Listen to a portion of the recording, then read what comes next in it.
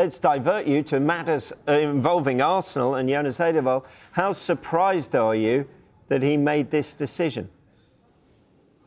Yeah, I'm surprised by the wording of Arsenal's statement. I'm surprised, basically, he jumped before he was pushed, to be brutally honest. Look, with everything going on with Arsenal, we know their start to the season has been highly frustrating. We know that Jonas Eidevall is pretty open by the fact that he felt he was giving us all, the players were giving it all, and it just wasn't happening on the field in these big games for Arsenal. But at the same time, he said he was determined to put things right. So the players were determined to put things right. Speaking to sources in and around Arsenal the last couple of days, I was told he was at the training ground yesterday. So I just presumed he'd be taking training ahead of their Champions League game against Vålerenga tomorrow. They also, remember, had a press conference scheduled for later today, which I expected him to take with a player. But no, it turns out that Jonas Eidevall has turned around to the club and says, I don't want to do this anymore. I'm not going to take the club any further. And the club has gone to René Slegers to take over for the next couple of games. Like I said, this game against Vålerenga tonight in the Champions League feels like a bit of a must-win. Yes, there are another 5 group games still to go for Arsenal in the Champions League, but after getting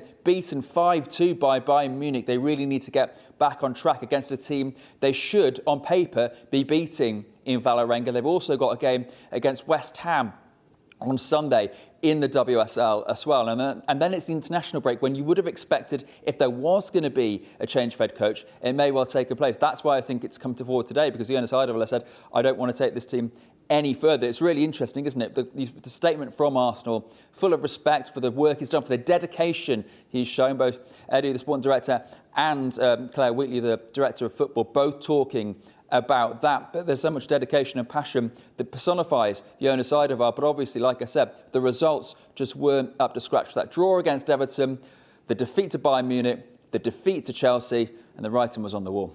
Yeah, it was interesting because they looked like they backed him in the transfer market over the years. You know, you think of Blackstenius, Russo coming in, but the situation with Vivian Miedemar, much was made of that, wasn't it?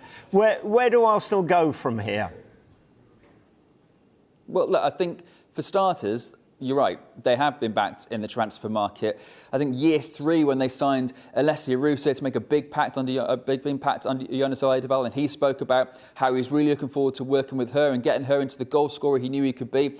And it didn't quite happen. She had a good season at Arsenal first season, but didn't maybe hit the heights that he was expecting. So year 4, everyone was expecting Arsenal to make a big push. They went out and signed Mariona Caldente, who's just won back-to-back Champions League with Barcelona, signed Daphne van Domselaar in goal from Aston Villa as well, spent around £200,000 on her. So the money was there for Arsenal. We know they made a big splash to try to sign Kira Walsh in the summer as well. So they certainly tried to back Jonas Eidevall. They have a squad that they think is capable of winning the WSL this season, and it's been a long time since Arsenal won the title. So if we go back to 2019, since they did so under previous coach Joe Montemurro. So yeah, I think it's basically the case that, look, Arsenal have slipped behind, and now they're thinking, right, well, now we need something either big to happen in terms of a huge run of form between now and over the next couple of months to get back into that title race.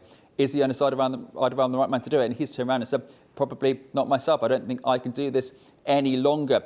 There will be rumours about who is next, and there is one obvious name that jumps to the top of the candidates list. Obviously, that is Casey Stoney, the former Manchester United San Diego Wave head coach, is currently a free agent. She was at the Emirates sitting there watching on Saturday as Arsenal lost to Chelsea. She's a former Arsenal player, won a lot with Arsenal as well back in the day as well. So she will be right at the top of people's list that expect Arsenal to speak to. However, at the moment, no clear indication of where they go from here.